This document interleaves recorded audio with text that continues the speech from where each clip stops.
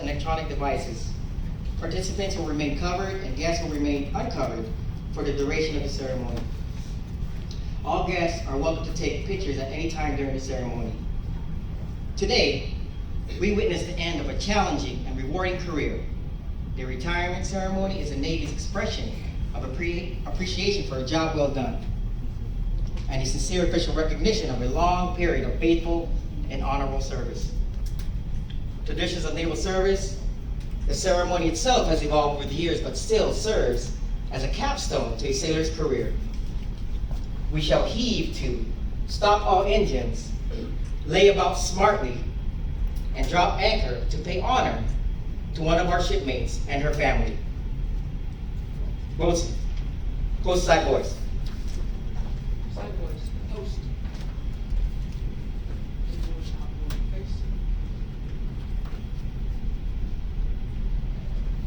Will the guests please rise for the arrival of the official party and remain standing for the presentation of colors, the national anthem, and invocation.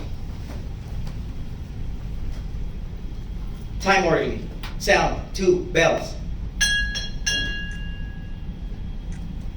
Chief Hospital Corpsman Juana Maria Asensio arriving.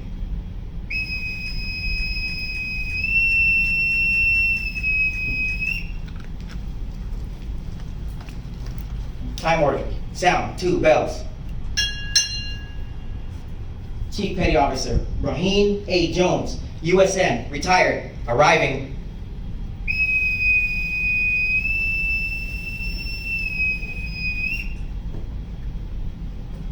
Time orderly. Sound 2 bells.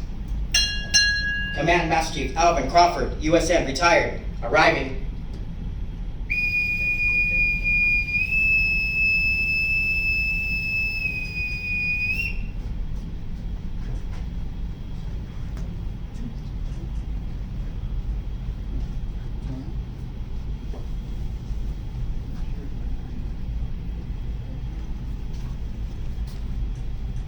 Time orderly. Sound 4 bells.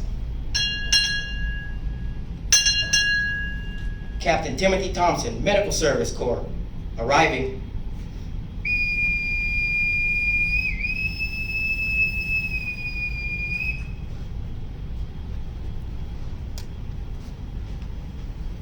Time orderly. Sound 2 bells. Color guard, parade the colors.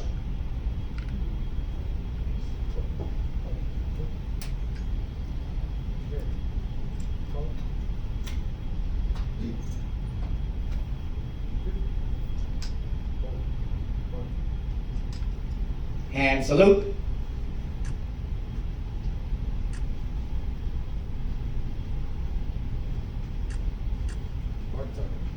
March.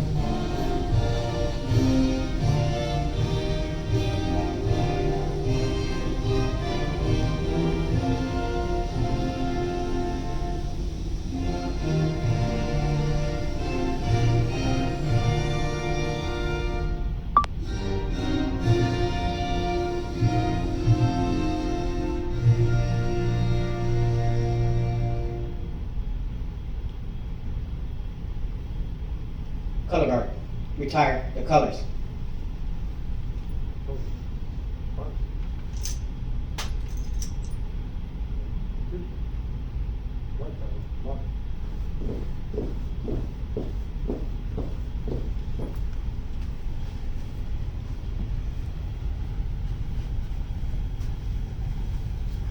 Ready, two.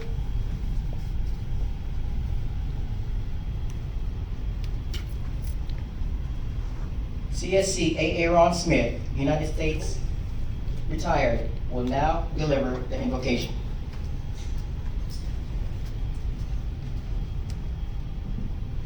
Let us bow our heads. Eternal Father, as we come today to celebrate this career milestone of our sister, we say thank you. As we are reminded in your word in 1 Thessalonians chapter 5, verse 12, you said, now we ask you, brothers and sisters, to acknowledge those who work hard among you, who care for you in the Lord, and who admonish you. We can stand here before you, O Lord, and proclaim that our sister has served well for 20 plus years. I'm also reminded in your word in Luke chapter 12, verse 48, for everyone whom much is given, much will be required. And to whom much has been committed, of them there will be asked for more. Now we can proclaim that this career, this dedicated career for faithful service to our country, shipmates, and to the chief mess. We ask now, Lord, that you will allow us to reflect and celebrate with joy on a career well served and a chapter closing, yet another one open. We ask you to be pleased with this service. Amen. Thank you, Chief Smith. Appreciate that. Wilson, close sideboards.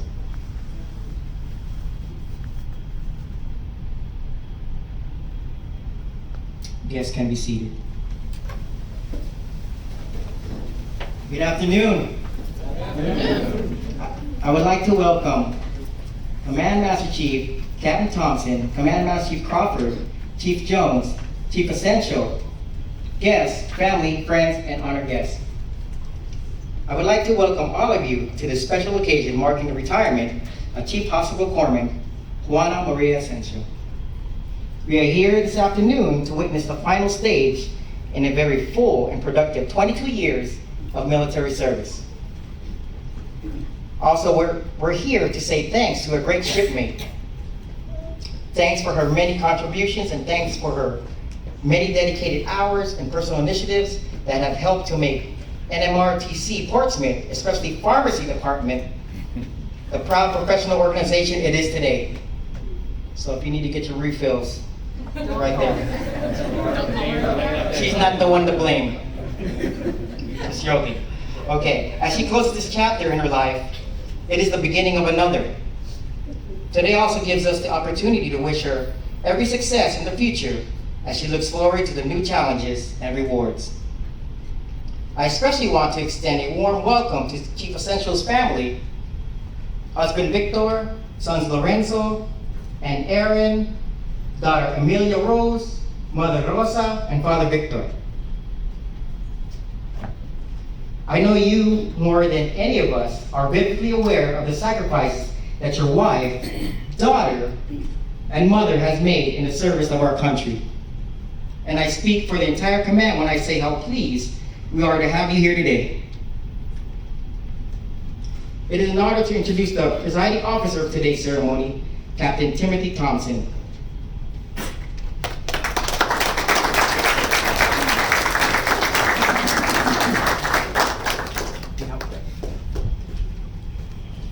Bear with me, I'm old. Season, sir. So good afternoon, ladies and gentlemen. On behalf of the Commander and the Command Master Chief, Navy Medical Readiness and Training Center, Portsmouth, welcome to this retirement ceremony for my chief.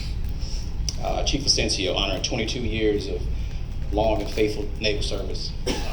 We have some special guests and family and friends with us today. Command Master Chief Cleveland, Command Master Chief Crawford, directors, SELs, Chief Jones, Chief Asensio, and Chief Petty Officers, welcome.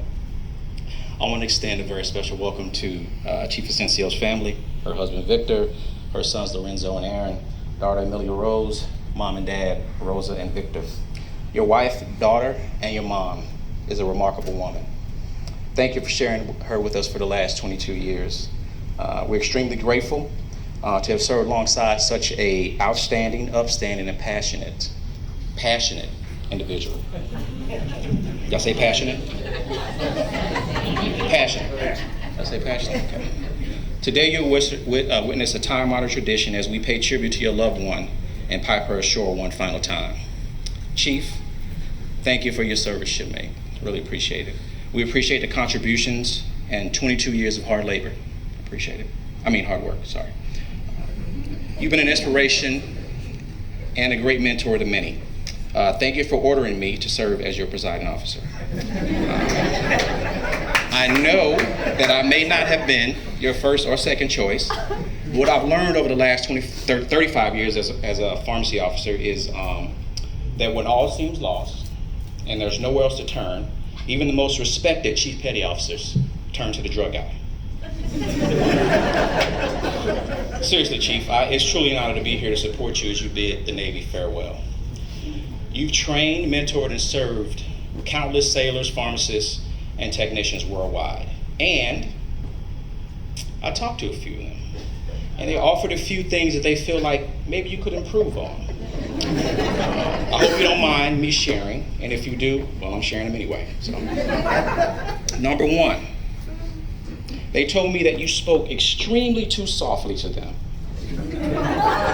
They wish you would have used your entire voice when passionately instructing them on their frequent misadventures.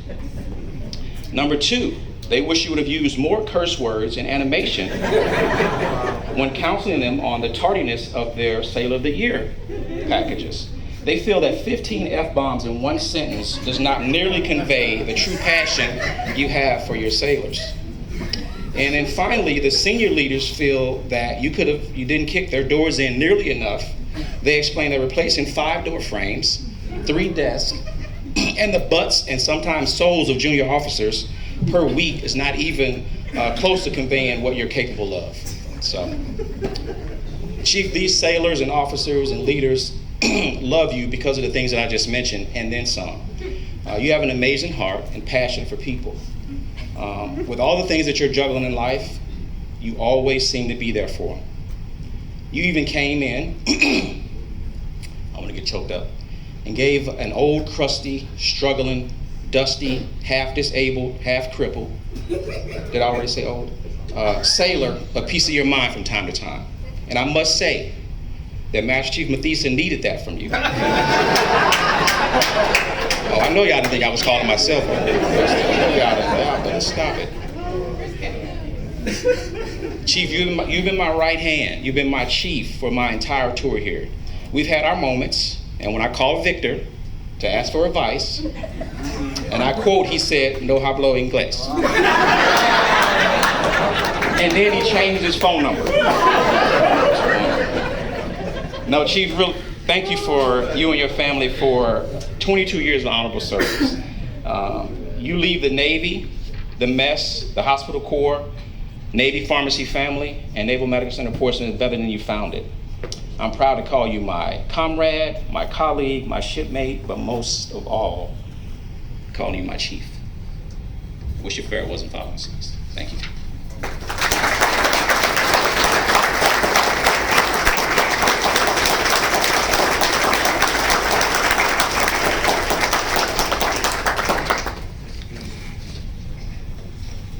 Thank you, Captain Thompson. Thank you. Are you good? You got the tissue? Good? I got tissue. Okay. All right. Juana, bring them back in. It is my pleasure to introduce today's first guest speaker, Command Master Chief Alvin Crawford, USN retired. Good afternoon, everybody. Captain, shipmates. I'm gonna start off by saying, you know, I'm the son of a minister. That's all I knew. Wake up in the morning, go to church, come home, go to church, watch Opie in the afternoon, go to church. But where is she at? Where's Cynthia at? Oh, she over here. Okay, come stand by over here so I can. This is to me, is a blessing. It was something that I never thought I would ever see. When I met her many years ago when she was coming from deck department, I had no idea that she would be standing here 22 years later. Unfreaking believable for me. Now, so I don't forget them down the road, I don't have any notes or anything, so I'm just talking off the top of my head. Her mother, Rosa, and I don't call, her father's name is Victor, but I have never called him Victor. I call him Rooster. I put him in that category with John Rain, just a rough, tough guy. But it kind of explains her a little bit. The very first time I met her, me and my wife, that year, it was February 14th, Halloween night. And I'm like, who the hell is kicking in the doors? Who is that outside of my TLA, screaming and yelling that she's gonna F somebody up? But I love you, but I can't stand you. It just went on and on and on, and I had no idea who she was. And all I was thinking was, what ship did the Navy just send me to? What is this? My bad. My bad. Okay. And so I get up and go to work that day for the first time, very first day at work. And she, I'm standing out there looking out at the sailors, and there was this little circle around her. And I'm like, who is she? And then she opened her mouth, and I was like, oh God. Oh God. I was like, that cannot be my sister. There ain't no way we gonna get along. It just ain't gonna happen. So she, I noticed the way she was dressed. You remember them coveralls you had? Yes. Them things that was all the way down to your pockets. I was a thug,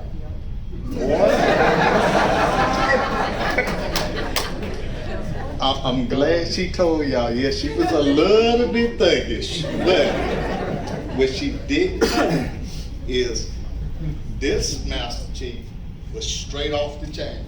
I have no intentions of tolerating that. So I looked out a little bit more. I wanted to measure her. I wanted to see how tough she really was. This was a Rough Rider right here. This girl,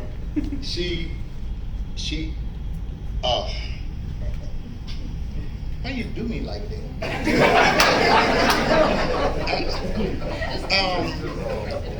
I done been accused of a lot of things throughout my Navy career. I made it to 30, and I had a breakdown, and God woke me up, and He told me, said, "Al, let it go." So I walked up and told the captain, not you, but I told my captain, I'm done. I am so done that there is no excusing anything, forgiving anything, ticked off about anything. I ain't none of that.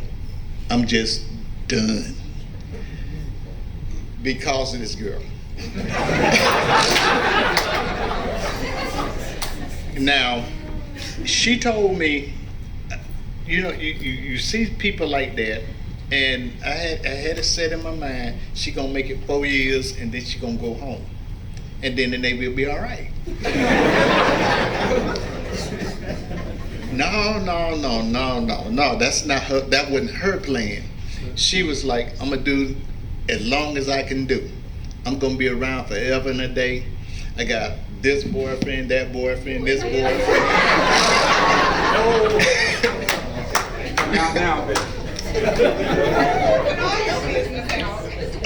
See, Victor wasn't around yet. But he came along in a couple of years down the road, and after a couple of people done passed away on she had a young man that I liked it very much. You know, I'm a torpedo man to the core of my heart. Make no mistake about it. That's what I do.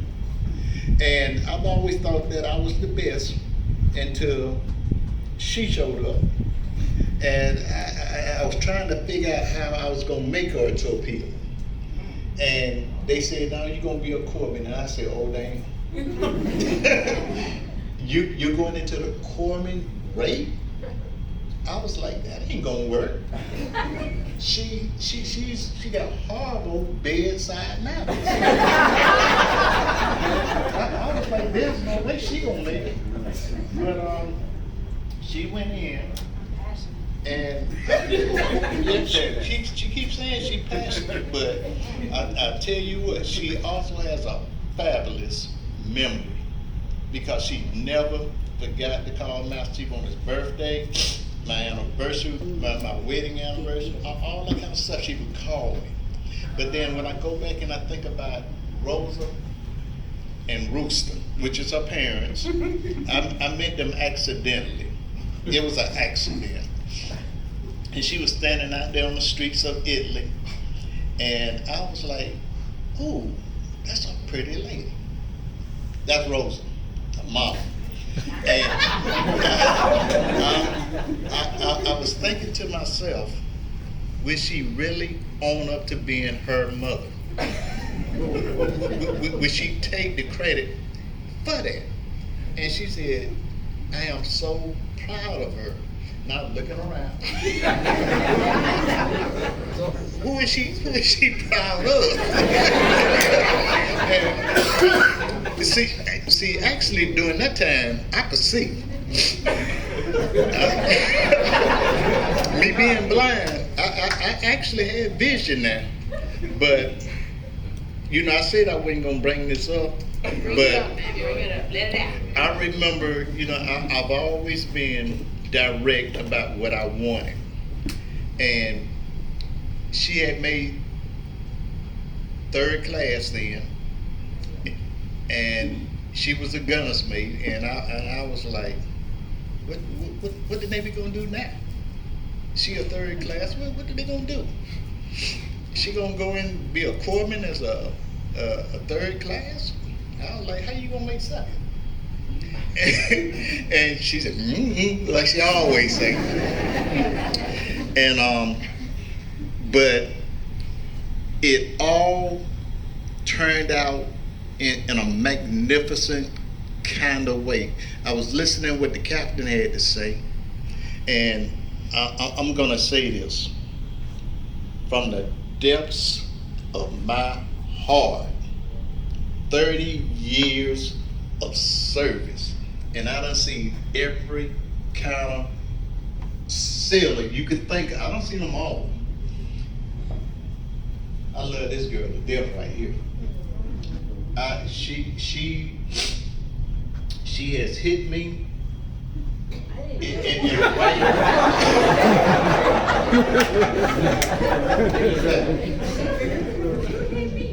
Well,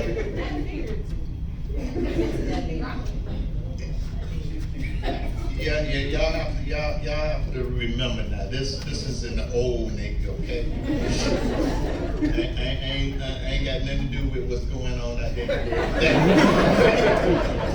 But I remember, and just so people understand, I was explaining something to someone, and she came up and she said, "What did you say?" When you slapped? Yeah. Well, you were mad because I hadn't taken the advancement exam, and you were looking for me. See that? Not taking the exam. That's not gonna work with me. You know, you gonna do what you gotta do. But anyway, she finally took it, and she made 3rd class. And the one thing that I am proud of is I gave her, don't say, watch yourself, Cap. The captain came up and he was so proud of her that he was just cheesing and grinning and blah, blah, blah. And I'm standing next to him and I was like, come on, get through it. Let's get on to the next one. But when she made 3rd class, she also went dink. And I knew me automatically. She got advanced 3rd class, and the next thing went into her hand was a dink letter saying, you are now on mandatory. She had to come in every night because I was determined that I would have every sailor that worked for me would be East-West qualified. Yes, sir. 18 months. 18 months, 1 day. That's all it took. That's what the instruction said. That's what happened to her. She got it, and I walked right behind the captain. And as he gave her frocking letter, I gave her a dink letter. Now, when I make a point, I made a serious point. See, we was out on the island, and you got a ferry that runs from a certain time in the morning to a certain time at night. And in my mind, you didn't get off the ship until 2200 at night. And there was no more ferries. There was no way to get away. So every day she would go home, and this is for real. Everybody on the ship, we had 1,100 seamen, 1,100 just E3 and below, and they would always watch her. Because she would walk up and down the pier, running home. Oh my God, I'm so happy to go home. Go home. I don't care. Now, you better be back on that ship come study time. and that's how I had it. And she would get there, and while she was in studying time and going from shop to shop to shop, she would always say that effing master chief. I hate his guts. And she would say it out loud and everybody heard it. I don't remember that. No. You said you had a good memory, so I think My wife would sit there at Guido's and listen at her come home, that effing master chief. And 2 hours later, you'd be heading back to the ship, that effing master chief. and I love that part. I was like, okay, we getting there. But this is my point here. I forced her to learn what she needed to learn in the United States Navy and didn't care how I got it.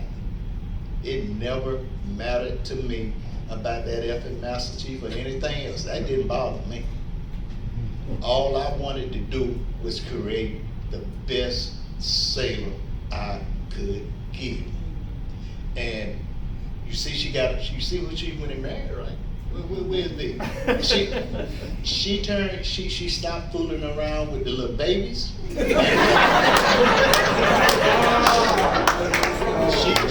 left that foolishness alone and got serious.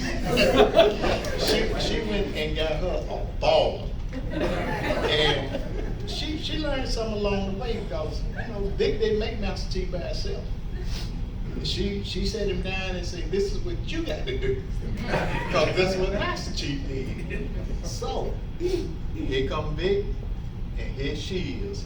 And no matter where I go, no matter what I do, I got a young man right now. We always look back, Captain, and you're going to have this coming up on you here soon.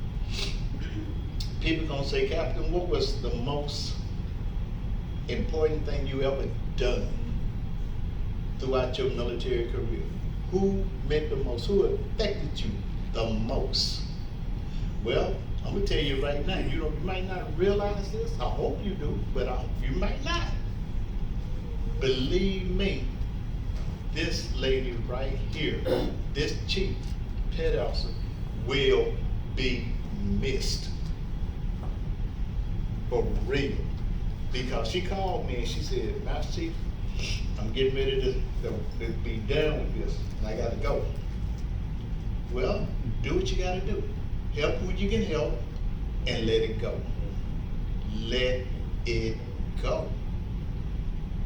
It took me a while to do it, but now the captain gonna have to step out and break it down on the mess. And I don't know nothing about Virginia, because I ain't never served in Virginia, thank God.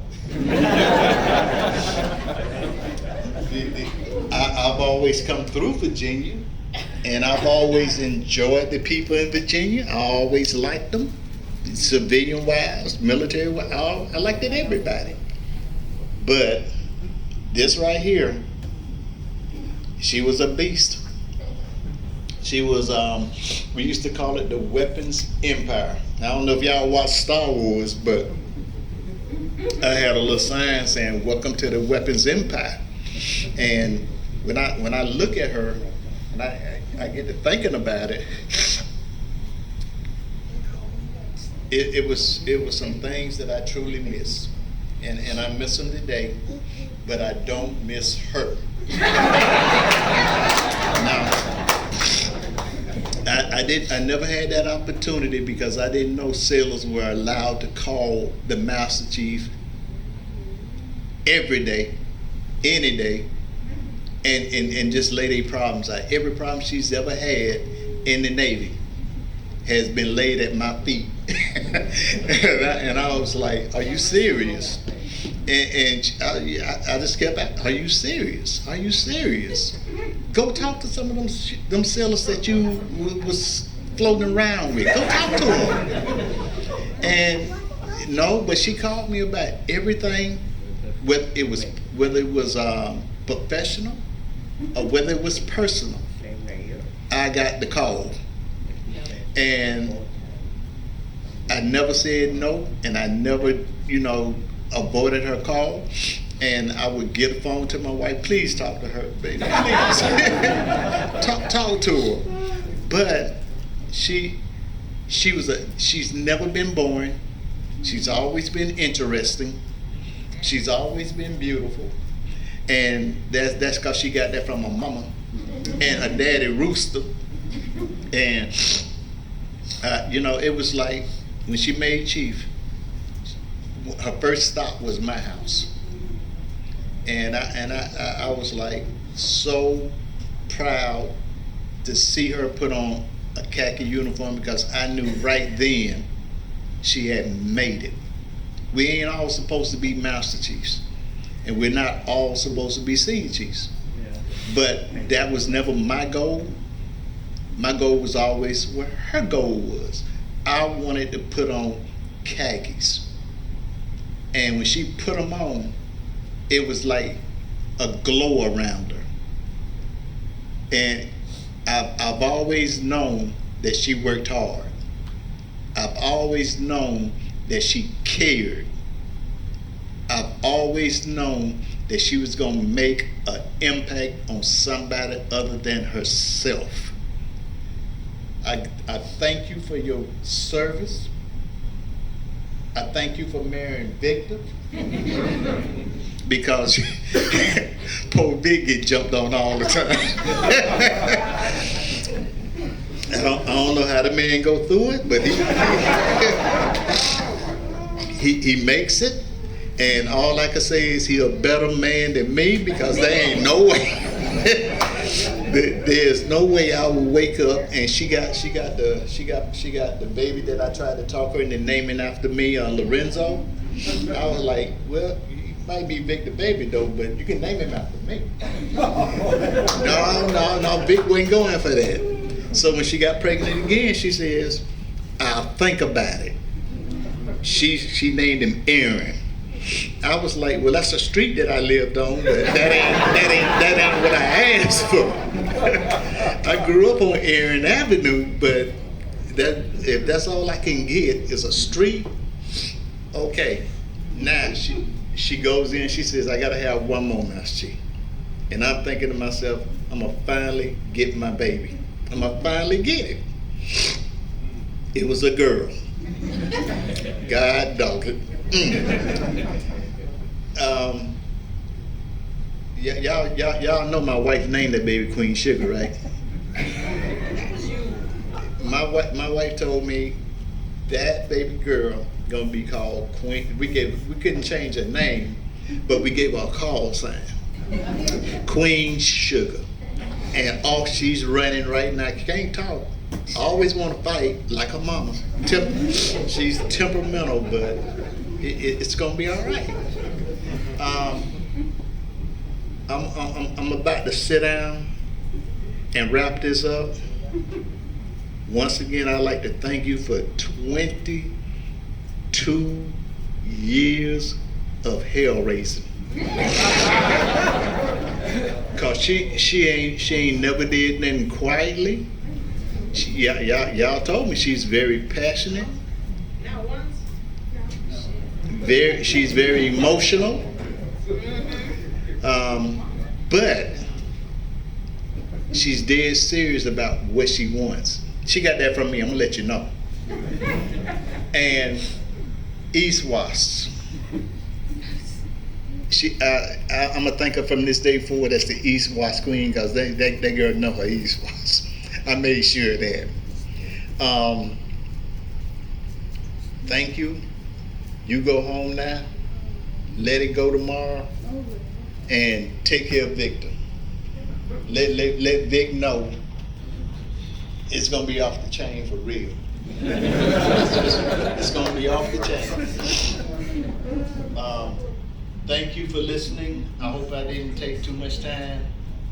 I ain't nowhere near go about telling y'all stuff that she really did. But if you wasn't there, then you don't need to know. You don't need to know. All right, that's it. Thank you.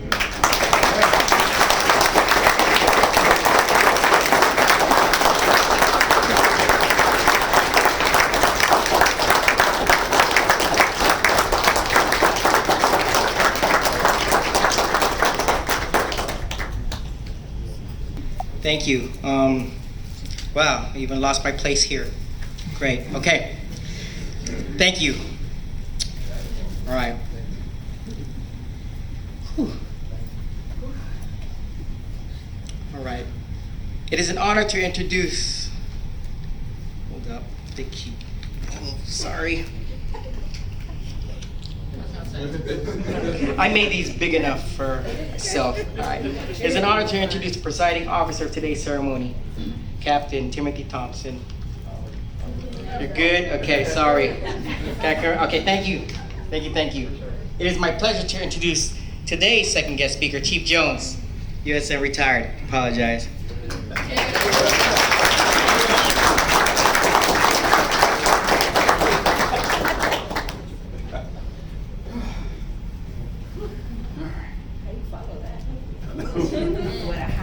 Bear with me. Please bear with me, because we had to bear with this chica for 22 years, so please bear with me. Because I got something to say. Alvin was nice, and we'll see. But first and foremost, welcome everybody. Captain T, distinguished guests, family, friends, relatives, everybody that has served, chiefs, so on and so forth. Juana. Let's start there. So, where do we begin? Victor, Rosa, Victor. See the theme here? Victor. Aaron, Emily. Thank you for allowing us to have the pleasure of dealing with Juana Asensio. Your mom is a spectacular woman. That's first and foremost. Mom, wife, daughter. Et cetera, et cetera, et cetera. But how do we follow Alvin? Let's first start off by why I was even asked to come up here and be a guest speaker. I gathered basically Alvin basically broke her into the Navy, and NMCP kind of accepted at that point GM1. That's right, I said GM1. She wasn't HM yet. We were still working on that. GM1, Licencio. Eventually, she did become HM1 Licencio. But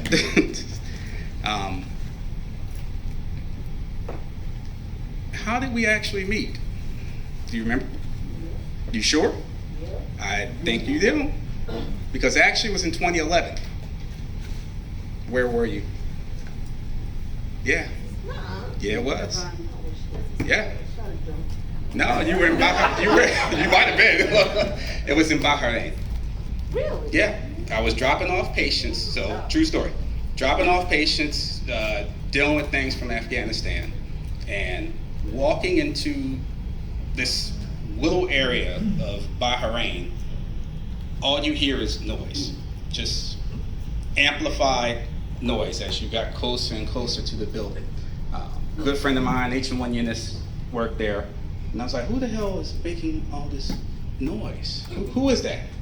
They said, that's Cincio. I was like, well, who is Cincio? Because she's cussing that sailor out pretty badly. Is there anything else that we need to know? And can we get that sailor some help? So, Alvin, I can attest to firsthand, yeah, that young lady is passionate. I digress, keep moving forward. When we came across paths again, it was more in this type of setting, NMCP. Juana was down there in her little world known as pharmacy. I think we eventually called you H1 at that point, am I correct? I think so. All right, fair. H1 was, again, providing positive reinforcement, that's the word we're going to use, to a couple of sailors. As a matter of fact, it was, and I don't know if she's here, HM2 Cherry, HN Graham, and Yaboa, you were around there too. And it was all based on a common theme of a sailorization. So she obviously picked up the tools necessary to make sailors better. So on that avenue, things went pretty well. And at that point, I was still in HM1, and I eventually picked up Chief. So here we are.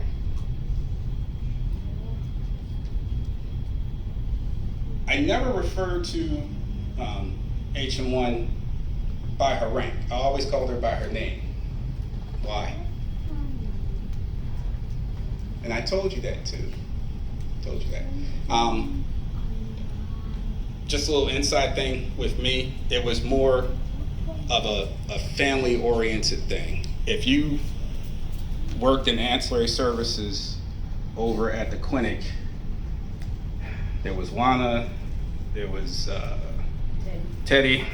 There's a whole mess of first classes. And that's typical of ancillary services. You just got this compiling piece of first classes, and they're all trying to compete, all trying to make it, all trying to do something. Juana was different. Juana wasn't trying to compete. Juana was the standard.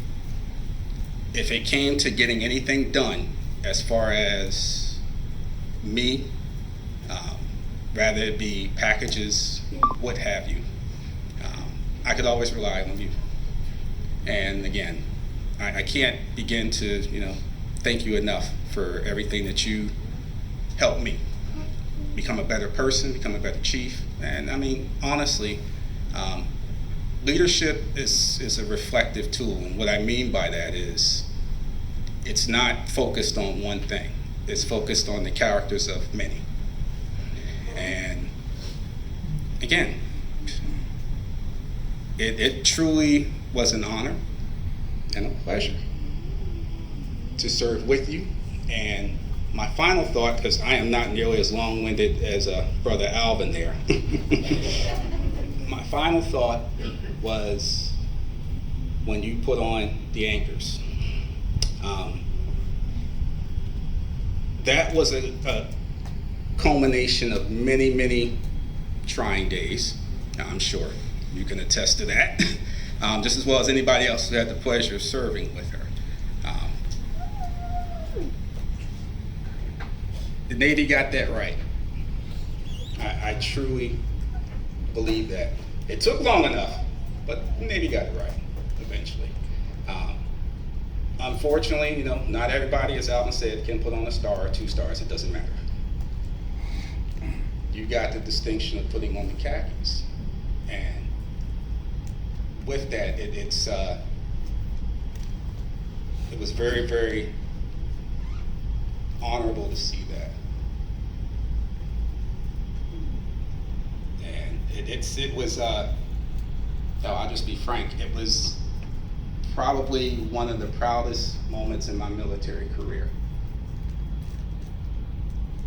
Not because of our dynamic and our relationship.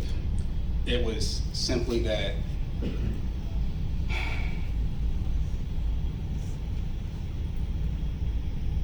that's where you belonged. Going up through the Navy, that was kind of your weird destiny. Alvin said it, and I'll say it too. She is a leader, and she will be sorely missed. So it is my pleasure to call you my friend, my fellow chief, more importantly, my sister. Love you always. But on that note, let's retire this young lady this time. That's all I've got. Thank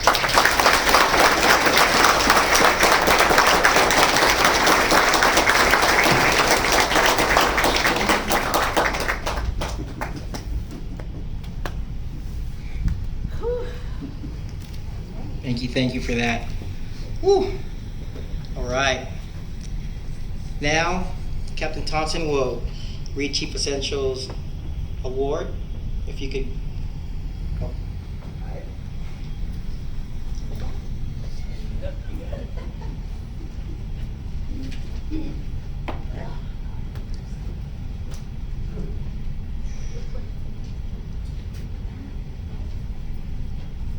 Attention to award. Possible Corpsman Juan M. Essential, United States Navy.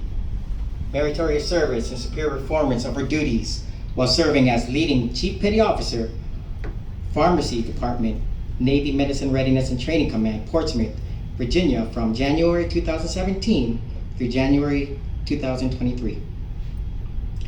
Chief Petty Officer Essential led and trained 682 sailors and support staff during the implementation of 4 process of improvement projects worth $7 million, managed 600 exceptional family member program cases, providing military families access to medical and educational support services.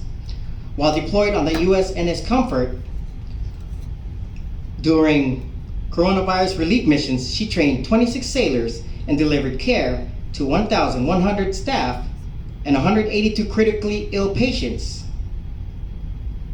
Chief Essentials' managerial ability, personal initiative, and loyal devotion to duty reflected credit upon herself and were in keeping with the highest traditions of the United States Naval Service.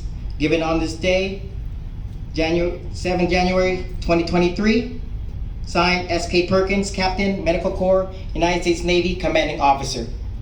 At ease.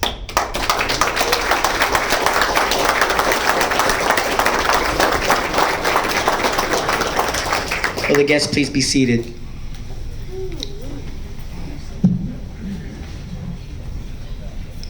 Who held office during her enlistment. She also received certificates from representatives in all the states she served, to include the governors of California, Illinois, South Carolina, North Carolina, Texas, and Virginia, and a certificate from the Master Chief of the Navy.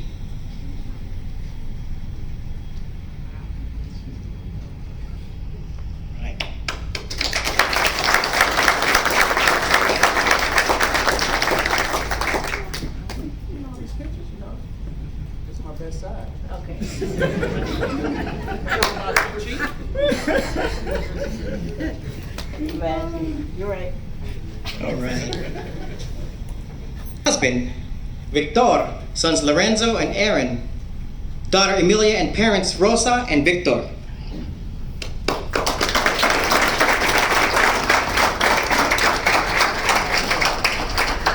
At this time, Captain Thompson will present letters of appreciation to Chief Essentials family.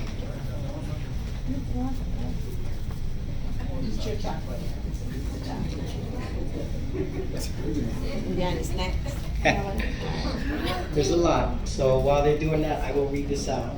Certificates of appreciation from the United States Navy. To all who receive these presents, greetings. Greetings. Mr. Victor Almodovar, Mr. Lorenzo Almodovar, Mr. Aaron Almodovar, Miss Emilia Rose Almodovar, Mr. Victor Asensio, Miss Rosa Asensio.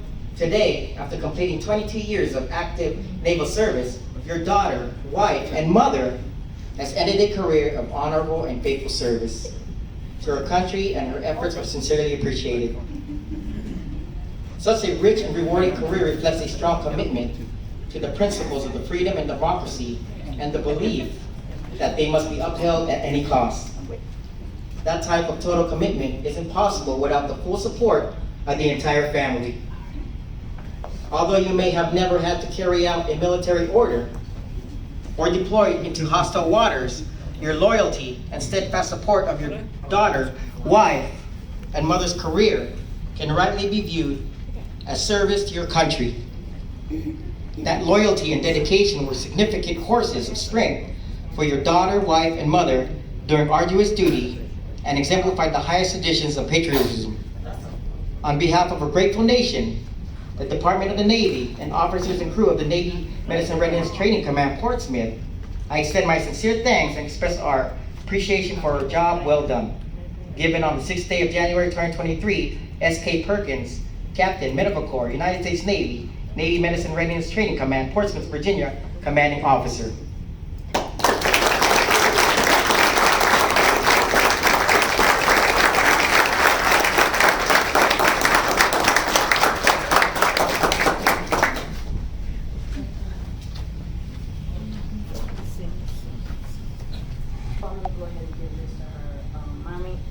Switch it up a little bit, okay? So, you know, if you understand it, great. If you don't worry, I'm not talking about you. Alright, so mami, te doy esto.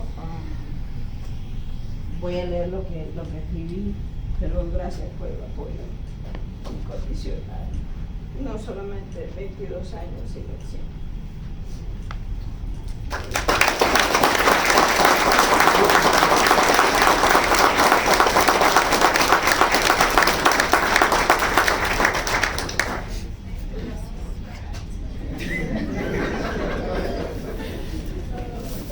So I gotta read this. My bad. Off script. Alright. So, mami, papi, le puse unas palabras en una placa que van con la estatuilla. Y dice: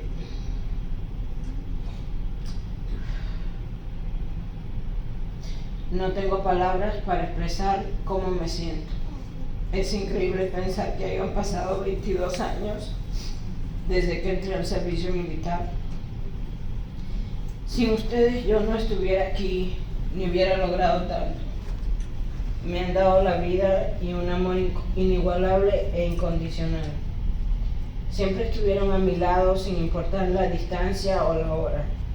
Le doy gracias a Dios Todopoderoso por haberme dado los mejores padres del mundo y por darme la dicha de tenerlos conmigo, no solo en este día, sino siempre.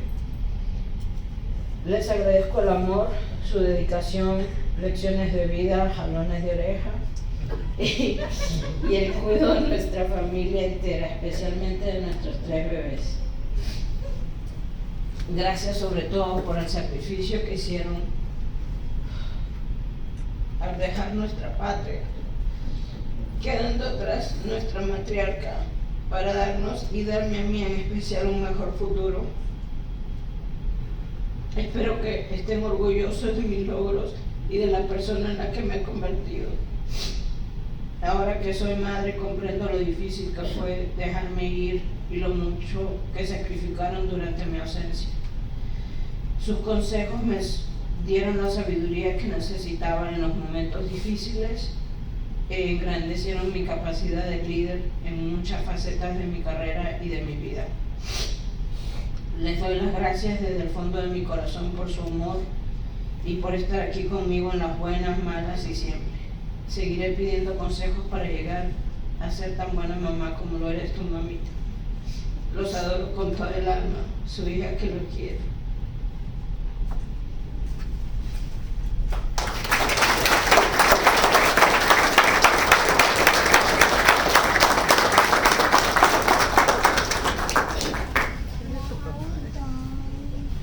No, Aaron, we're not done.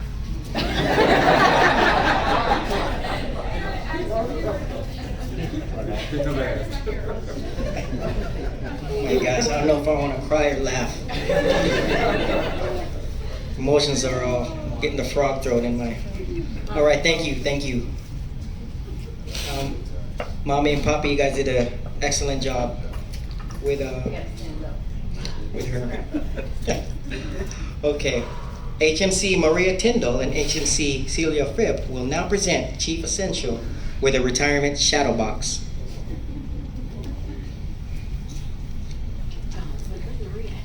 Shadow boxes are born of an ancient naval tradition that's still practiced today, both in the militaries of the world and throughout civilian life. Shadow box is typically laden with personal items that depict advancement and achievements. These may include personal awards, medals, duty stations, insignias, rating badges, and uniform devices that indicate progression through various military ranks. A boatsman's whistle is included as a reminder of both service aboard ship and the ceremony at which the shadow box was presented. The national flag is placed inside the shadow box to symbolize a country that has benefited from the faithful service of the recipient of the shadow box. On behalf of your fellow shipmates, we present you with this shadow box. Sorry.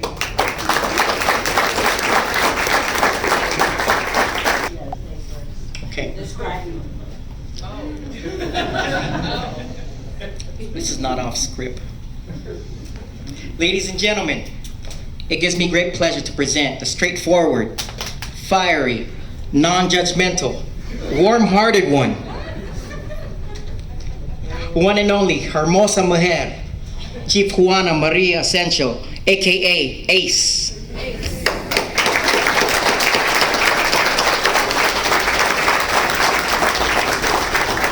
that enough for the introduction?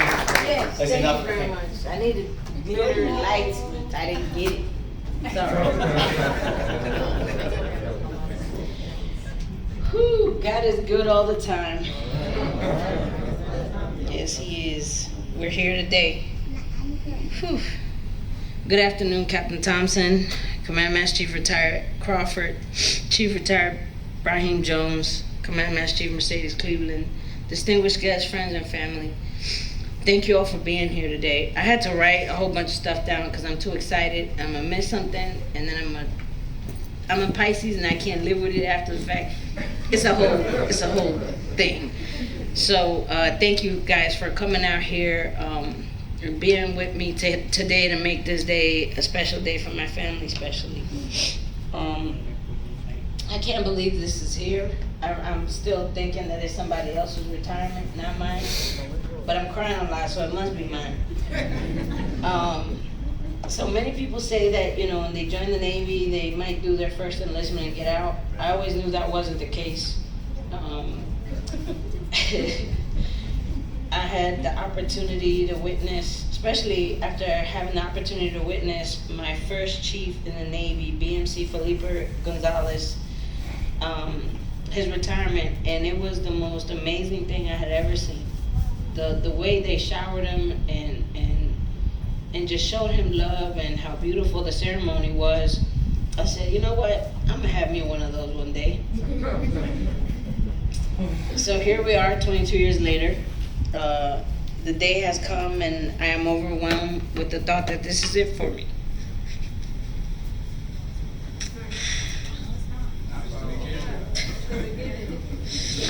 You see, I had such an amazing career.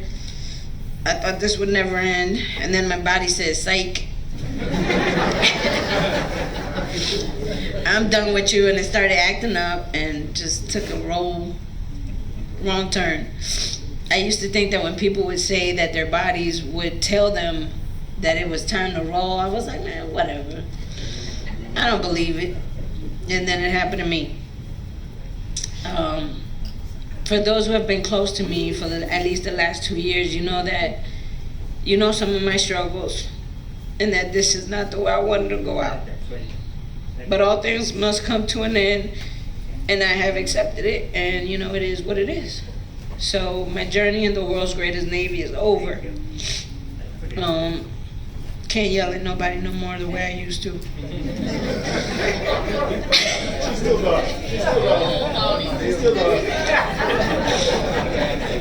I don't know what you're talking about. So, let me take you back in history a little bit. So I was born in Peru, raised in the great state of New Jersey. Hey, that's right. Best state. By the best parents a girl could ask for. I knew I wanted to be a part of the armed forces always. It excited me, and I thought I was going to be doing Chuck Norris stunts, like in Delta Force. So my mother's many failed attempts to keep recruiters away from me just didn't work. So October 3rd, 2000, I was off to boot camp. I think I was the only weirdo that loved being dropped. I would get in trouble just to be dropped. So I could do countless 8-count bodybuilders and piss off my other shipwrecks next to me. My excitement only grew more when I received my Navy ball cap, which signified I was finally a part of something bigger. What a proud moment that was. Shortly after that, I made it to my first duty station, Emirates Land in La Maddalena, Italy. Whew, great place to be. There I was assigned to Deck Department, 2nd Division. I learned that you had to be a little crazy and tough to make it there. I fit right in after I kicked down the door of the berthing when they locked me out during berthing cleaners. And I worked nights as a food service attendant. So, I needed to get my stuff. They didn't let me in, so I kicked the door down. I'll never forget Master Chief Terry Miles. This man was like 6'3", maybe taller, I don't know. The sweetest voice I had ever heard. And all of a sudden, I'll never forget what he said to me as I was using my colorful language describing how irate I was. He says, young lady, what in God's green earth are you doing? I continued cussing up a storm. He kindly escorted me away and calmed me down. A few months later, I was sent to weapons department. They couldn't handle me in deck, so they sent me to weapons. There, my job was to press a red button during crane ops. So naturally, standing in the scorching heat or ridiculous wind, I would dance around and do dumb things. After work, I would do what most young sailors did, nothing good. I had this significant terror in my life that ran my nerves. So one day after a colorful fight with him, I came home and I kicked down my door. It was a glass door with pretty metal designs. Well, there was no glass after I was done with it, but it was a nice door. As the glass came crashing down, I used more colorful language, followed by tears of anger and all of the above. When out of nowhere I hear this voice ask me, young lady, are you okay? What happened? There stood a couple that had just moved in that same day right above my apartment. His wife with the sweetest voice, baby, are you okay? I screamed, no! That rat bastard cheated on me. And I want to kick his face in. I'll never forget those words. I think they were terrified to know I was living there, so they moved the following day. Monday came around, during quarters we met this new senior chief for weapons. I didn't recognize him.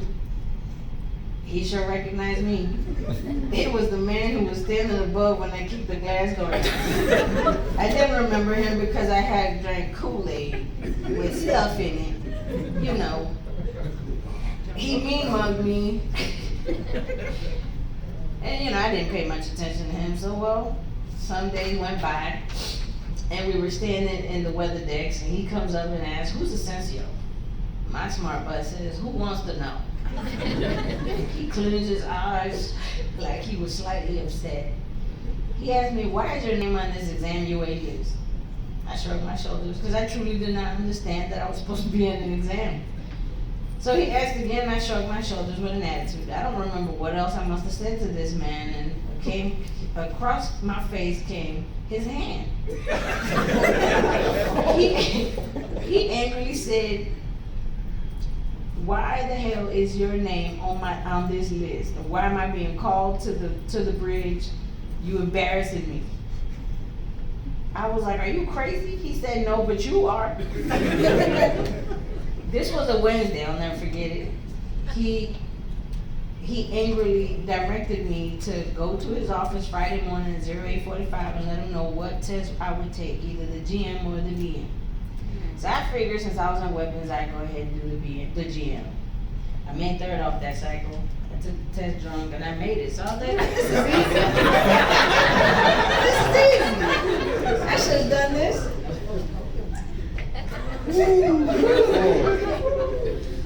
Yeah, y'all couldn't handle me these days. That man, ladies and gentlemen, was Alvin Crawford. He then went to secure my liberty until I was surface warfare qualified and gunner's mate of the watch call, among every other qualification that I had not gained until he got there. This was the beginning of a beautiful relationship. Alvin made Master Chief and then performed to serve, took me out of the gunner's mate rating, and I was forced converted to the corpsman rating 9 months later. I always said I would never return to Great Lakes. Sure as crap, I was there during the same damn months that I had been during boot camp, which were the coldest months of the year. Whew, I met amazing leaders there. One in particular, crazier than Alvin, Chief Ron Claxton. Loved making me run because he knew I hated running. So we would do Indian runs. Yep, he dedicated those to me. Yes, in the snow. I had a blast though. All the FMF instructors loved my colorful language and crazy disciplinary ideas. Thank you, Ron, for instilling that important part in me. It was important. I'm sorry. Soon after I went to pharmacy school, I met the smartest woman I knew at that time. It was HM1 Heather Rosati, who shortly after made chief and then was commissioned as a named pharmacist. And I was like, wow, she's really smart. I can't do that. She was the first woman I noticed to be eager and she just wanted to accomplish so much. I know she's here today, Heather. I can't thank you so much. So I graduated and went to Japan, and I had the immense pleasure of working for Lamar Bethel. Lamar taught me how to calm down. You felt that. He calmed me down. I didn't kick doors down after that. I was no longer Jim, and I needed to curb my passion, he said. And as I did suffer great loss there, he gave me the push that I needed to make second. Shortly after that, well, I'm sorry, my friends used to call me out. I had been a third for so long, my friends used to call me the third class Master Chief Petty Officer of the Navy. And what was messed up is I would help them study. I don't know what happened. They had it out for me. So when I finally made second, I called Alvin, and he said, well, it's about damn time.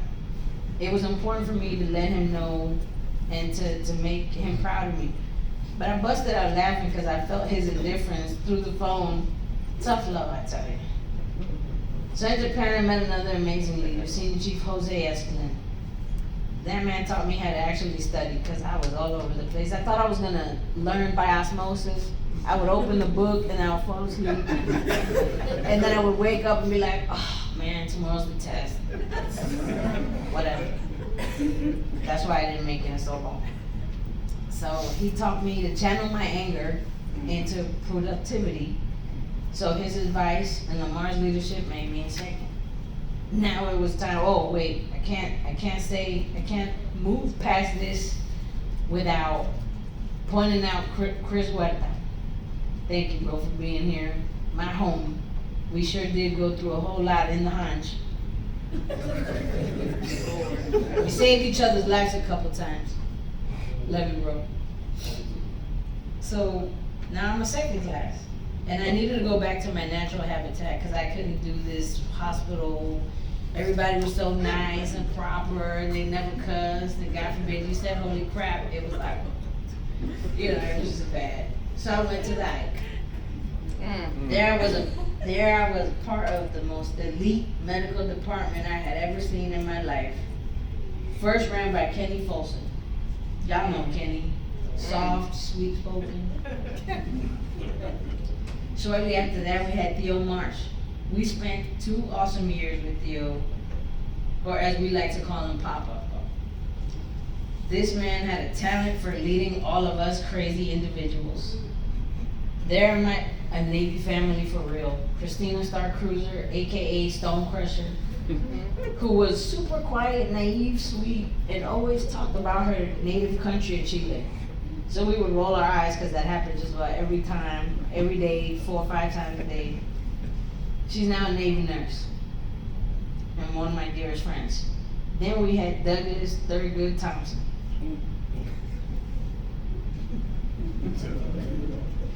My brother indeed from another mother. Thank you, bro, for being here. We did a whole lot of stuff, like steal toilet paper from the hangar bay. We actually tactfully acquired it. The box was bigger than me, but I still made it. Damn it, I was gonna get my toilet paper. Then we had Jasenia Harris, our sweet loving mama bear, who hated waking me up because I cuss her out every single time. Thanks, sis. I appreciated you trying to get me at quarters on time. We had an abundance of interesting folks in that department, but we felt the structure, protection, and leadership Theo gave us. And we loved him so much that when he didn't pick up Master Chief, we were so happy. Because we didn't want him to leave us. That was the purest love you could possibly show somebody. We were like, hey, I'm sorry that you didn't make it, but we were through. 3 of us walked him to the forecastle and we were like, we're just so happy you didn't make it because that means you would have left us and we got a good thing going here. So, maybe next time. Whew, that family bond was like nothing else, I tell you. To this day, we have all succeeded. And he sure enough pushed us as he shook me a couple of times because I bit him. And then I broke his diploma in his office too. So Papa, when you see this video, I'm sorry for the diploma, but I did acquire a new frame for your diploma, so that was good. Tip, Kim, Tara, Richard Calderon, we call them Pink Boy, don't ask. Our late brother David DeGana, among so many others, to include my husband, because he was part of a brat pack. The Ike was a special place, but it was that way because of the amazing leadership that we had. There I met the super pretty chief, Rona Jackson. She was kind and always had gray hair. No, she couldn't make it today. She was under the weather, but she'll see this. So yeah, I was that sailor. I was like, why doesn't her hair get messed up? Rona taught us how to channel our compassion as well and take care of ourselves. She had grace and was quiet. I didn't realize people existed like that in the Navy until I met her. All I met was rowdy, strong-willed people who were used to using forceful voices to get their point across. We'll go back to Rona after that, 'cause I did make her curse one time. After the Ike, I went overseas to Bahrain, May 1st, got my associate degree, and I called Alvin again, and he said it was about damn time. I laughed it off because I kept in touch with him anyways. It was then that I was sent to Branch Health Clinic, Naval Station, Norfolk, where I met BJ. Well, I thought I met BJ. I think I was drunk, bro. I'm sorry. As usual, I was skeptical about new people. So being that Chief Jones at the time and I were very similar, we both eyed each other up and down. Like we were ready to start a dance battle. Our charming personalities kicked it off, and soon we formed a nice little Branch Health Clinic family with Teddy Chambers, Tiffany Peltier, Cheryl Cherry, and Larisi Racing. It was a perfect combination of people. We read each other's minds and learned from each other so much. I believe this is where I truly learned to lead sailors to success in this kind of setting. Because, ooh, y'all already know this is a very special place. The day he retired, I cried like never before. I was trying to give a speech and trying to give you a cutlass, and all I kept doing was snot. I'm sorry. I hope you understood the speech though. He taught us so much, and then he taught us finance. And we were like, wait, nobody's ever touched money for us. So he taught us to relax and look things in a different way. I appreciated that because, you know, me, I would always go high to the right, and I would always speak my mind. And he always told me that that's the reason why they call me the pit bull. He taught us how to be objective and push ourselves. He gave us advice, resources, and care for our families, and gave us an infinite amount of wisdom. BJ, thank you, bro. Honestly, my success comes from everything you and Eric Watson taught me, because he was real petty too. I love you, Eric, but I really do appreciate that, because you taught me a whole lot. Then I met Master Chief John Morris. I had to admit I was terrified of him. He always asked smart people questions that I could never answer. This command is special to me because I received the greatest blessing in my life. This is where I became a mom. So I didn't understand the breakup between, hey, you're pregnant now, you can't work until 2000. I did it anyway. And then my little baby came out. And I started our family. That's the way we started our family. And man, that was my wow factor in life. I thought I had seen everything until I became a mom. Whew. And then we thought we were going to Guam, and they sent us right back here to the farms, where I spent the last 6 years, and the last 2 working for Captain Thompson. What a ride that was. It had been, I have no words, sir. I think we've been through it all. We've changed systems about 17 times in a month. We've gone to training that nobody really understood. We've lost staff. We get cussed out even on Facebook for the pharmacy. Me and Captain T would walk out there and tell patients, hey, this is how you could do it. And you know, you can't tell an 85-year-old to use their smartphone. So, hey, we did what we had to do, pull up our sleeves and got these people their stuff. And we got them on their way. Sir, I want to thank you for trusting me. I know I got real colorful a couple times. But, you know, just like I told you one day, right? I'm here for the sailors. And I'm here to make the department work properly. Thank you for allowing me, because I know you are in control. Even though I told you you weren't. But thank you for growing, for allowing us to grow together as a department. It has been a pleasure working for you. And, you know, up until I met you, I had never had a relationship like that with my department head. You truly embody just the care for your sailors as well. And part of that is, you know, of course, you're a Mustang, but it takes a lot more than just knowing where you came from. It has to come from within you. And you're a pretty damn amazing leader. Thank you.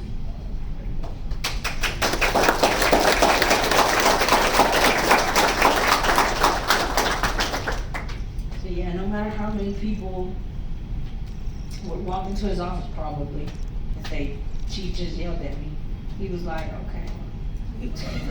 Yeah, that me too. But listen, y'all, I have had the pleasure of running in elite wolf packs, right? And that's the most amazing gift that I've had in the Navy, because you guys taught me how to push my sailors into success in this changing Navy, because yeah, we can't slap people around no more and keep doors down no more. I'm glad I got to do it. Or hit with Slim Jims. I don't know what you're talking about. He was gonna marry a crackhead, I had to hit him. You tell Mercedes that story one day, not right now. So, with this being said, I absolutely love my career. I have had an amazing run with amazing friends. One of my success stories is our success stories, BJ. They're standing right there, along with Commander Rosati. Throw your boa, boy. He came in as an E3, E1. And he is now, 7 years later, getting commissioned as a Navy pharmacist.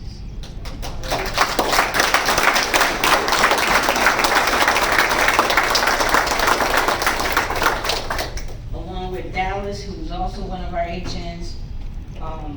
Our sailors have definitely pushed forward, because as a female in the Navy, I heard it all, right? You're too dumb, you're not gonna make it, you're never gonna make third, you're never gonna go to court school and do this and that. And I was glad that I had people like Alvin representing me and pushing me and putting his foot way up there and telling me, you better keep going because failure is not an option. So, yeah, females gotta work harder, but I tell you one thing, this command, I have met the greatest of the female elite force. I have met them out of here. You guys, Maria, you always keeping it real. Jen, I know you get, I'm not gonna put you on the spot because you get nervous. Girl, I'm a recruiter. I'm over that. Thank God. I'm over that. Good, I'm glad. But, you know, we hold each other down. My heart sister back there, Kat, I can go on and on and on. But I want to thank you guys for allowing me to work with you. I know I was a little different sometimes, but I always told you how I felt. You never had to wonder where I was coming from. And you sure as hell never, you knew when I was mad. So, you know, sorry if I ever hurt nobody's feelings, not really. Probably deserve it.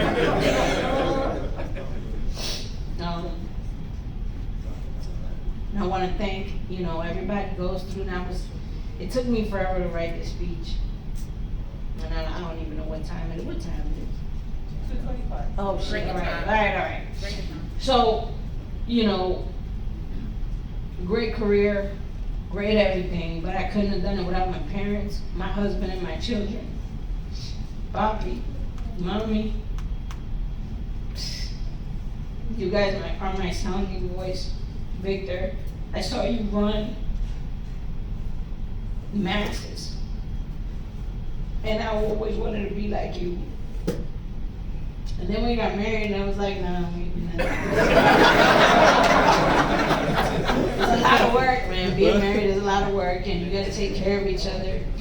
And I was just glad that I was blessed enough to end up with a man like you. I know I drive you batshit crazy. I'm sorry. I'm hormonal sometimes. But you're an amazing father. You were an amazing leader in the Navy, and I'm sure that yes, I'm coming home so that you can, do your thing. I get it, you told me not. Thank you for being so great with all of us. My children, Lorenzo, man, when I found out I was pregnant with you, it was like I won the lotto. And I feel that way every single day when I see you, son. You, Aaron, and Amelia are the most amazing gifts that God could have ever given me. I love you guys so much. And I want to thank you for being patient. Aaron, I know you're hungry, baby. I'm about to be hungry. He's like, cut it out. And then I thought I was great until I had Amelia. Man, I don't even want to curse around her sometimes. That's different. My friends, my family, you guys have been amazing. Thank you for supporting me. Thank you for driving the long hours that you drove to be here today. Thank you to all my leaders. I know I missed a few people. Jeff is in the back. I love you guys because we definitely had some fun together. And that's what I will cherish for the rest of my life. Thank you guys.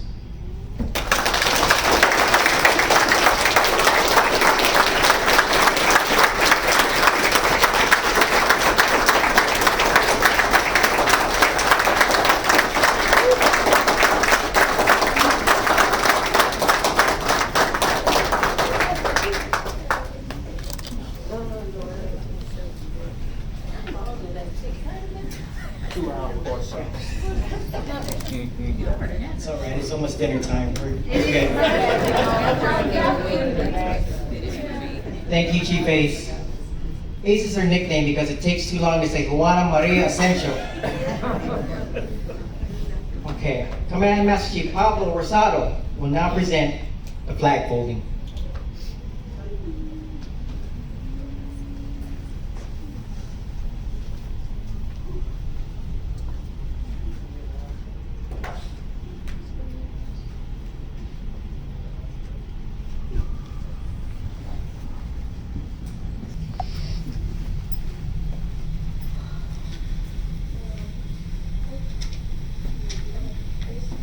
The flag folding ceremony represents the same religious principles on which our country was originally founded.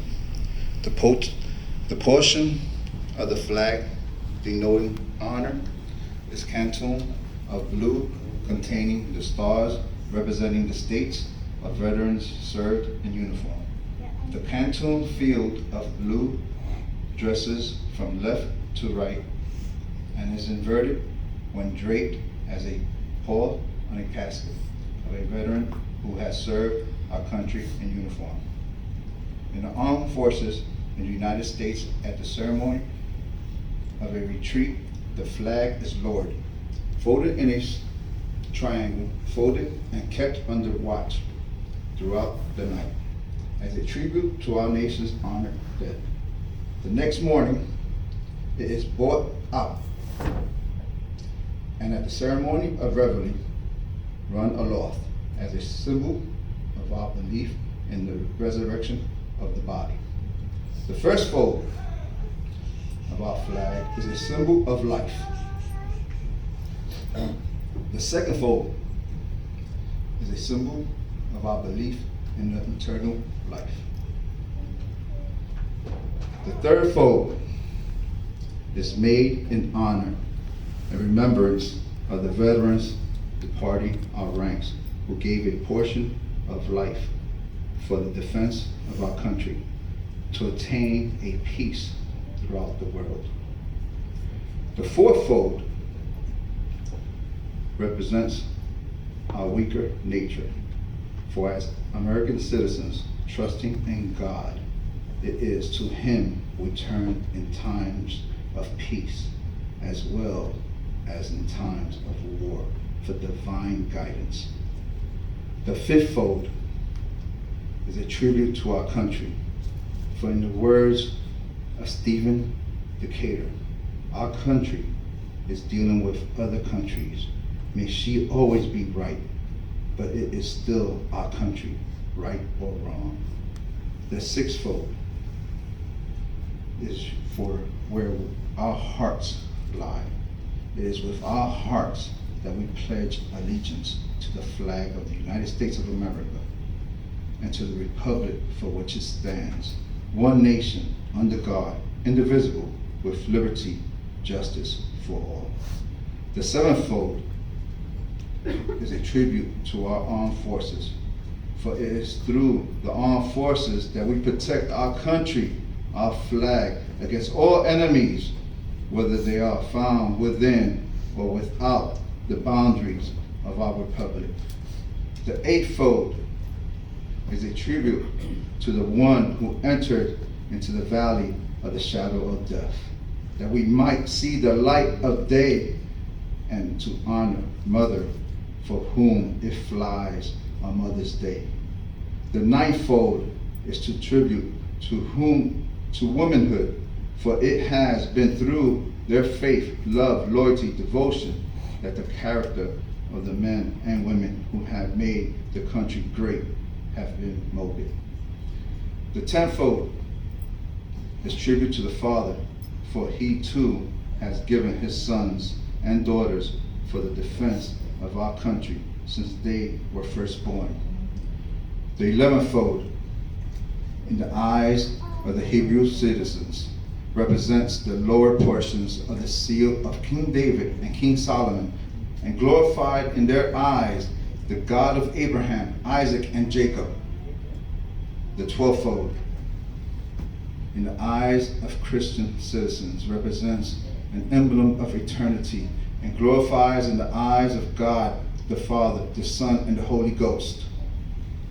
The 13-fold is when the flag is completely folded, the stars are upmost, reminding us of our nation's motto, "In God we trust." After the flag is completely folded and tucked in, it takes on the appearance of a cocked hat, ever reminding us of the soldiers who served under General George Washington and the sailors and Marines who served under Captain John Paul Jones, who were followed by their comrades and shipmates in the armed forces of the United States, preserving for us the rights, privilege, and freedoms we enjoy today.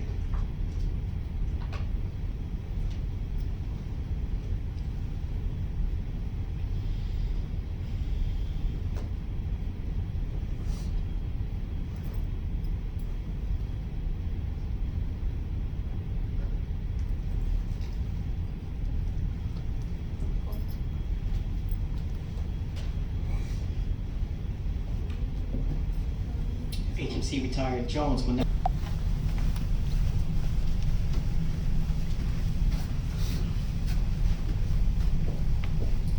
Mark time. Mark. Detail. Hold.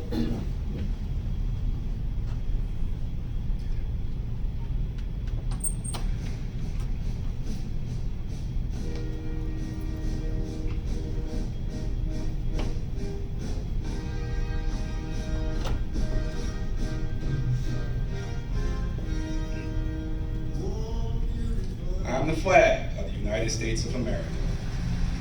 My name is Old Glory. I fly atop the tallest buildings. I stand watching America's halls of justice. I fly majestically over the great institutions of learning.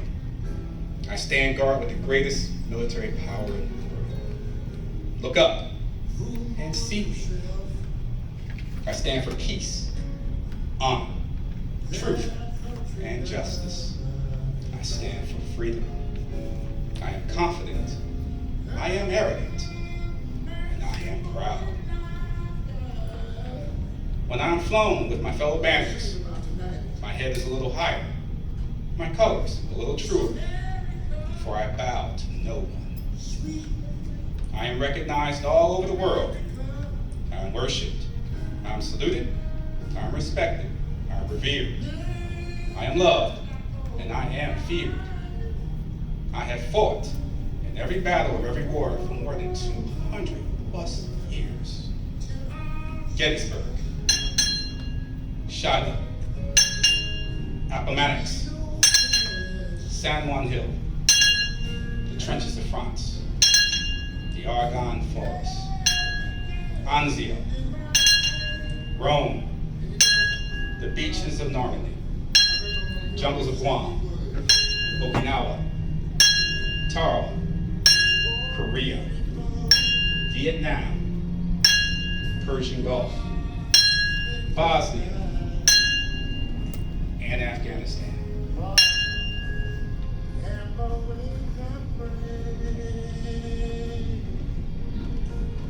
And a score of places long forgotten by all, but for those who were with me, I was there.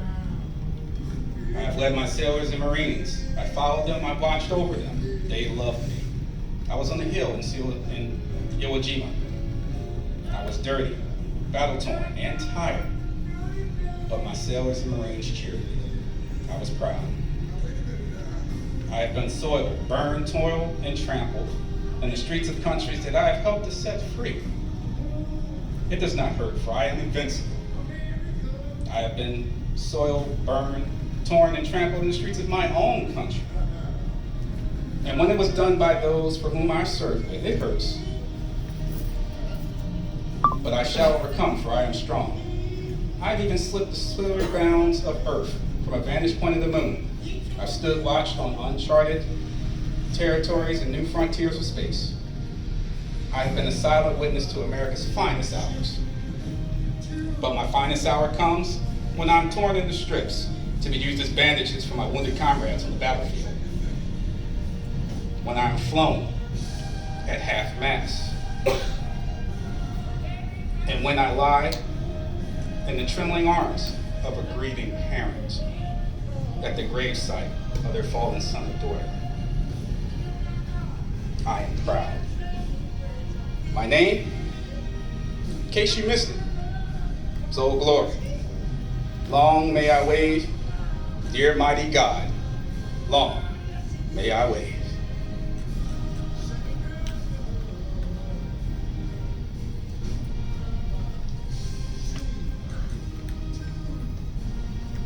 Right, face.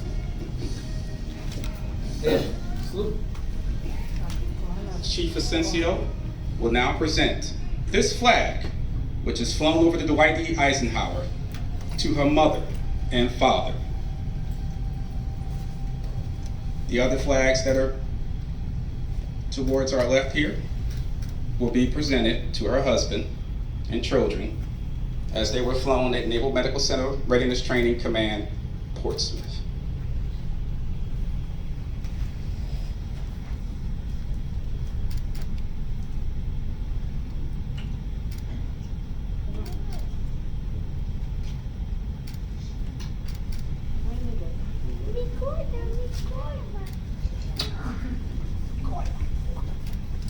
Ready, two, left, face, forward, march.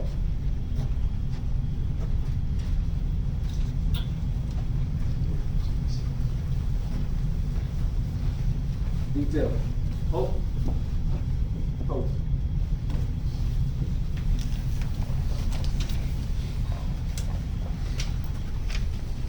Thank you. Cover.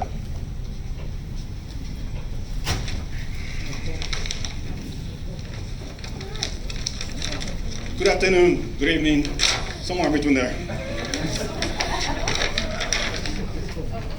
Before we just want to open this and reading.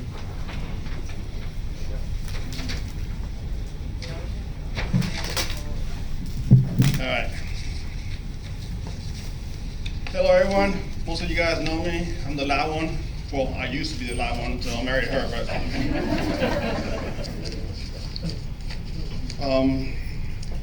Captain, Alvin, everybody, all team with good, my chief, all you guys, friends, family, Mustangs, my neighbor, my brother.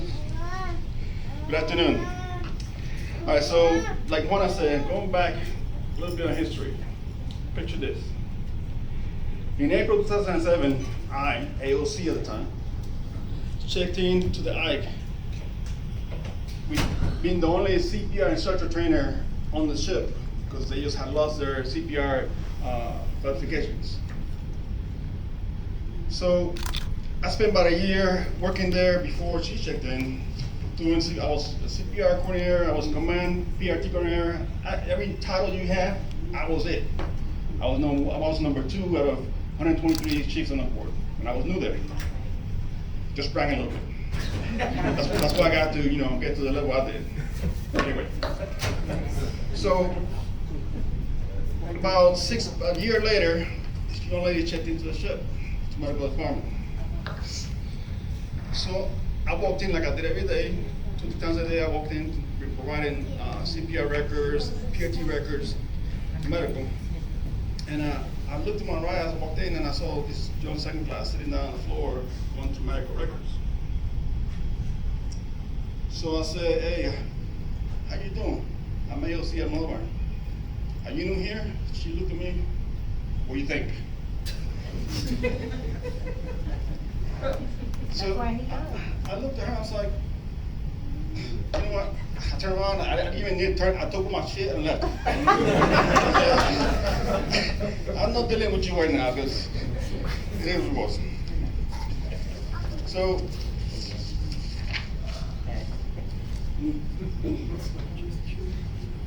shortly after that, where's Gustavo? Gustavo right there. Me and him and Juana became the closest friends you could ever become. We knew everything about each other. We knew each other's families. We were always together. We did just about everything together. Shortly after that, in 2009, I made senior chief, and the first people that came to see me, congratulate me, were them two. Everybody else was like, you know what? I had flown early because we were pulling from deployment, so I flew in to help with base jet. So when the ship pulled in, everybody who knew me just passed me. I didn't even know I was made senior chief. They contacted me and said, "Hey, your name is on the list." So they reached out to me, and they made me feel that, the love of being advanced. So Juana has faced much adversities in the last 8 years, most of 6 years since after we got married, and she's been here at MCP. But the one thing, like everybody else said, her pride, her love for her sailors have shown. You got every one of our sailors that I worked for had made it somewhere. You got 2 of them there, being commissioned here soon. You got Lisboa, who just works for her. Even while she's at home, working from home for the last 6 months, she ensured that he made Tech of the Year for the Navy. She got Sailors of the Blue Jacket of the Year, Sailor of the Year. She mapped quite a few sailors as a chief, because she put that much into her sailors. And that was my drive when I came in. My drive was, when I came in, back then, when I came in around this time that he did, a lot of sailors were retired in second classes. It was a good 25-30% sailors were retired in second classes. I told myself, if I can make it the first, I'm staying. You know, get the fuck out. By 9 years, I made first. I was all right, I'm in. Good. So I continued on, made chief at 15, made senior chief at 19. I made master chief at 25.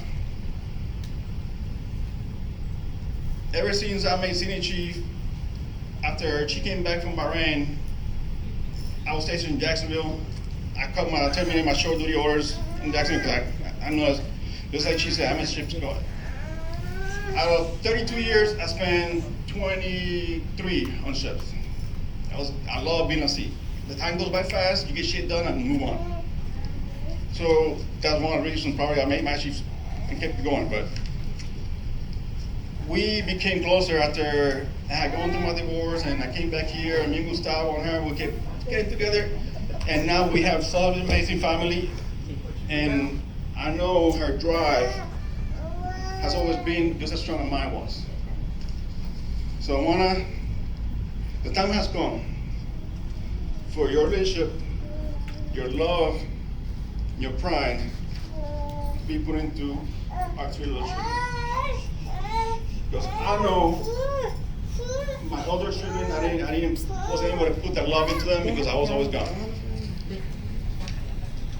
And I'm blessed that I was able to retire at the time when they're so young, and I'm able to take care of them and teach them the right way. So if you're planning to have families, have them when you are ready to retire, because while you're in the active duty, it's hard to be close to your family, the children, to make sure your children is always there, because the love is, your children means a lot. Even if you don't realize it, your children will miss a lot out of you when you're gone. So, again, I spent the last 2 years playing daddy daycare since I retired.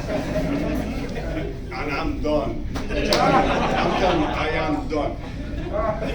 I don't care if I get a job at McDonald's or I want to get a job somewhere where I can walk in one day and say, fuck you, fuck you, fuck you. I was never able to quit. So I want to quit once and then get me a regular job. But you know, there we go. So you see the similarity in our family? I don't know. We're made for each other. So again, tag out, do it. Next week I start looking for a job. All right. Look, girl, I couldn't look for a job and then having to wait longer depending on her. So. Okay. Now to the serious part. You tough, girl. You tough. Chief Mass. Chief Petty Officer, retired Creed. Juana. Yes, sir. You on this day experience that which comes to all of us who serve on active duty in our Navy. I say our Navy because your departure from active duty in no way terminates your relationship. By law and tradition, U.S. Navy retirees are always on the rolls, ever ready to lend their servicemen when they need it. The respect that you earn as a chief was based on the same attributes that you will now carry into retirement. You should have no regrets. Well, do not view your retirement as an end of an era, but rather as an orders to a new challenging assignment, and it is challenging. To a form of independent duty, believe me, it is challenging. Remember well that you have been and will always be an accepted member of the most exclusive and known of all fraternities that the U.S. Navy Chief Petty Officers. The active chief salute you, and salute. 2. Your retired Chief's Mass welcome you and wish you the traditional fair winds and following seas. Thank you.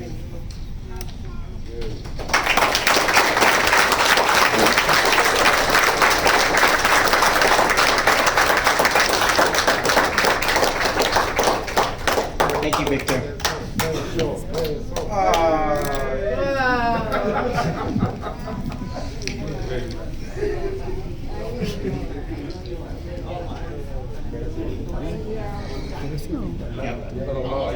Almost there, okay. Today, our Navy has given most of the pomp and circumstances, the honors, traditions, and ceremonies back to history. Time does not give us the freedom to do these things from the past, but we still have to stop all engines, lay about smartly, and drop anchor to pay homage to one of our shipmates going ashore.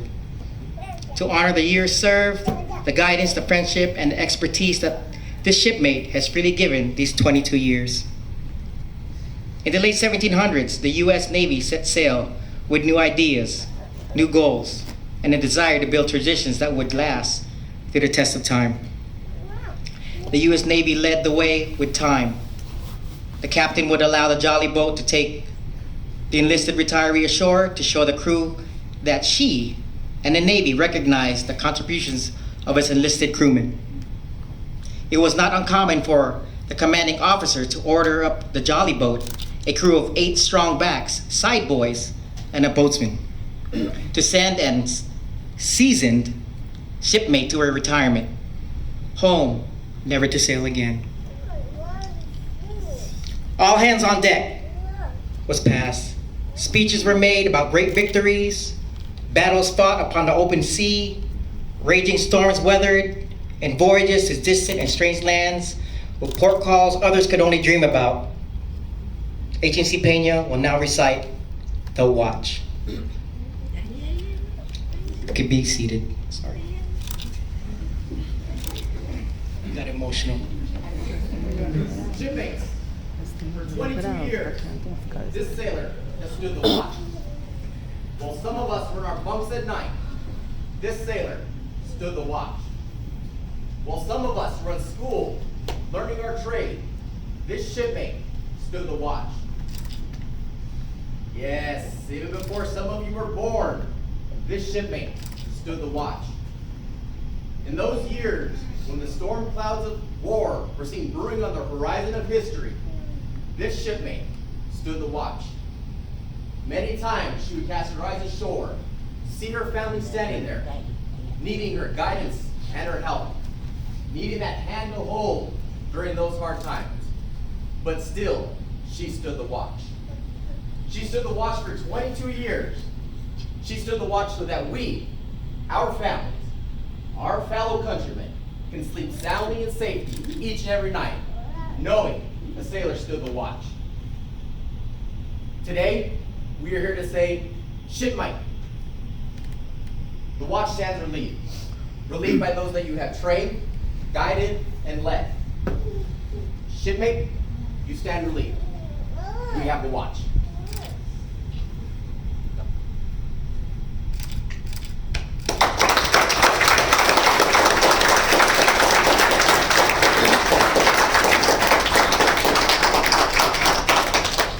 Ladies and gentlemen, please rise for the benediction.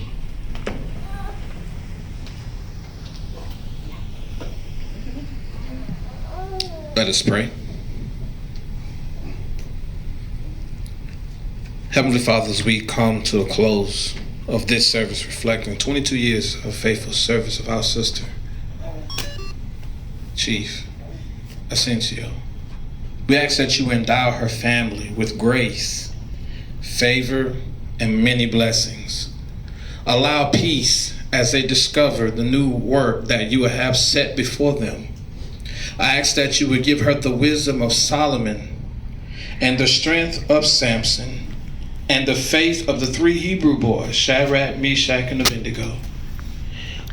We celebrate no more requesting permission, no more Liberty Buddies, no more deployments, no more evaluations at the last minute, no more early rising to come through the gates of traffic or 64 or any of those things. We say thank you. Allows the seeds that she has planted in those who she has mentored, guided, and shown the way so faithfully to take root and to carry the watch. As I close, I believe that it is fitting to recite these words.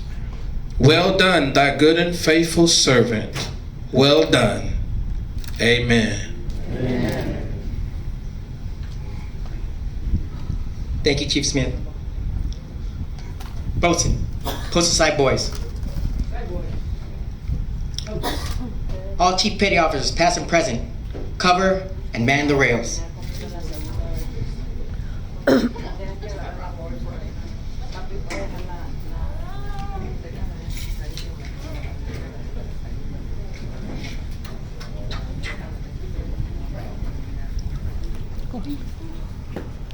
Ready?